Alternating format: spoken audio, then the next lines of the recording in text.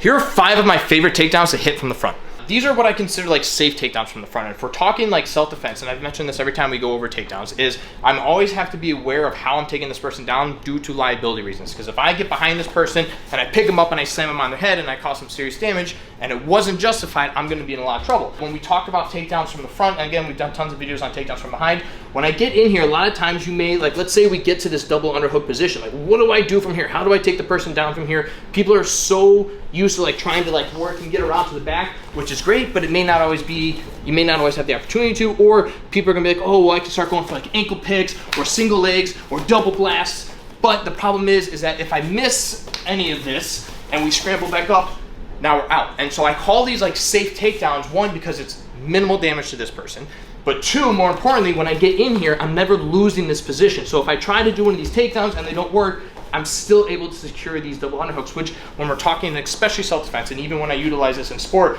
having like that inside double underhook position is crucial. And you can get there a lot of different ways. Maybe I'm trying to like, maybe he starts reaching for something and I start kind of grabbing on, and then he starts trying to like pummel back in, and now we kind of work in like clinch position, and I get here like, okay, what do I do from this position?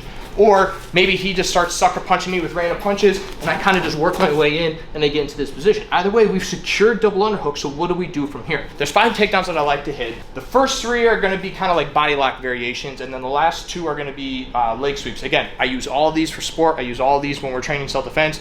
Extremely effective, and at the end of the day, when you do get to the person down to the ground, you're able to maintain a good dominant position as well.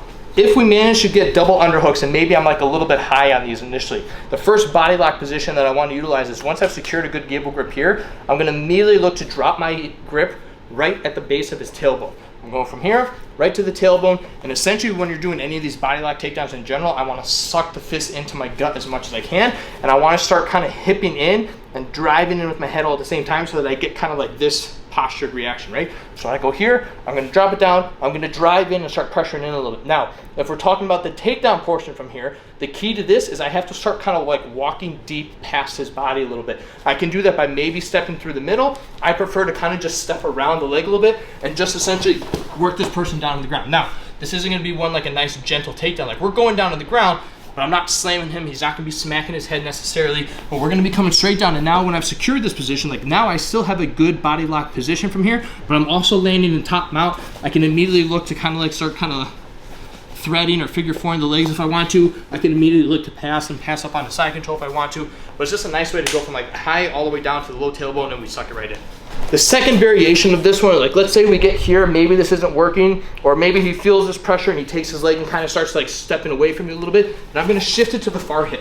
And now when I'm on the far hip, I'm still looking to suck it in. And anytime we do any of these body locks, it's key that I keep my elbows tight and then I'm crushing everything between. And you can see his face and just hear him. It's not a comfortable position to be in at this point. So once I've secured here, now to take him down, I gotta take my outside leg, and if I wasn't already stepped behind him, if my legs were here, then I need to make sure I step behind him. If the leg is here, what I wanna do is take this back knee, I'm gonna kind of just bump his leg a little bit, and as I bump it, I'm gonna take my front leg and now step behind.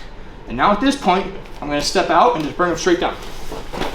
And once again, I drive immediately right back into him, secure a nice tight position, and we can go from there. Now let's go back to like the early one. Like let's say he's reaching for a weapon, right? I get hands on, this hand comes around, I lock on the elbow. Like however we end up in this position, we've got like a cross body 2-on-1, still essentially like a body lock position. A couple ways that we can do from here. If I have a good wrist control, if I got a good elbow control, I'm pulling his arm across his ribs at the same time. And this is tight, this is not comfortable for him at all.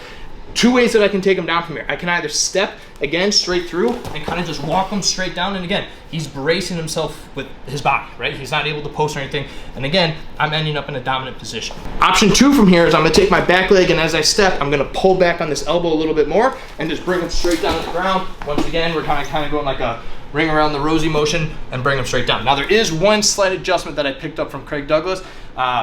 And yeah, I'm gonna show it to you. So when we were at one of the ShivWorks seminars, they're really big onto these crossbody 2-on-1s and like the body lock takedowns in general. And this was one of the ones that we discussed. Now, one little detail that Craig and his guys show us that makes a huge difference in this ability to take this person down and just add a little bit more pressure, you know, for my good man Cash here. So I'm gonna take my front hand and I'm gonna start pulling up on the wrist. So kind of like a high row motion. I'm gonna start pulling up on this. My back hand, as I grab this elbow, I'm pulling down. So now I'm essentially taking his arm, putting it on a 45, pulling it 2 different directions. So you have this initial motion. Now when I pull up and pull down, you get a little bit more. As you can see, he's already starting to go back. Now again, same thing. I can either walk in and take him down this way, or I can walk back and take him down this way. But just being able to kind of like split that pressure a little bit and pull up just adds a little bit more pressure. And again, it's a safe way to take him down. Now the last 2 that we have are kind of like the inside sweeps. Now this might be good if you're not able to get a good body lock position. So maybe I get here, let's say I start kind of reaching down for this low body lock, and he starts hipping away from me a little bit, and he just starts trying to fight and work towards his underhooks, right? So go ahead, work your hips back more. Yeah, so like we're kind of like in this position where he's trying to fight, and essentially he's trying to re-pummel and get control of those underhooks, right? I don't have time to lock in a body lock. I definitely, and again, this is where we call like the transitional period.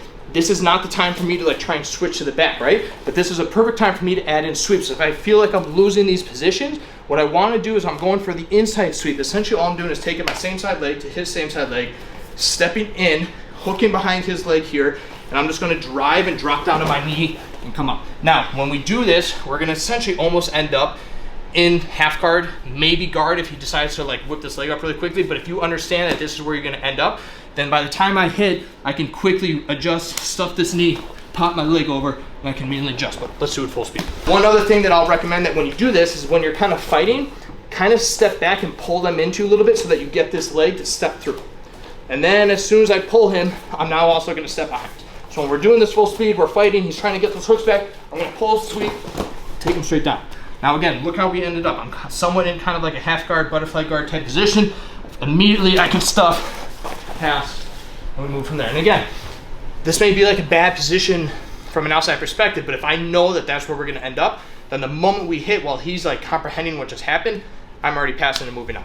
Now the last one, same idea, but now we're going for the outside leg. So same thing, I'm trying to fight, I'm trying to close this gap again, his hips are getting too far, I'm trying to pull myself in, it's not working. So I'm gonna step behind his leg, again, hook this leg, completely drive through.